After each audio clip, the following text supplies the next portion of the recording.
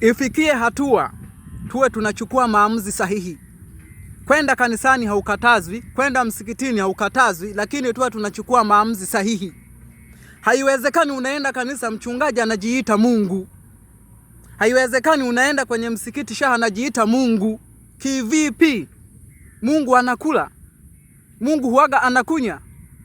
Kwani ukiwafundisha tu watu vizuri neno la Mungu, kuishi vizuri na watu, unaona mtihani sana, mpaka mtu unamwambia mimi ni Mungu. Tena unajitangaza kabisa kwenye vyombo vya habari, mimi ni Mungu. Kivipi? Mungu ni mtu? Mungu huaga anakunya?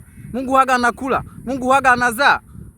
We Mungu unamjua? Haya, we mtu, we unaamshwa na Mungu na unajisema we mimi ni Mungu. Binadamu mwenyewe kwanza unalala unakufa usiku, alafu vile bado unajiita mimi ni Mungu. Kivipi? Ifikie hatua na sisi wa Tanzania sasa tuwe na akili. Ukikuta kwenye kanisa la design hilo, hama. Kama una familia yako hii nasali kwenye hilo kanisa, hama kabisa. Kama kuna familia yako iko kwenye hiyo msikiti, hama, hilo kanisa sio.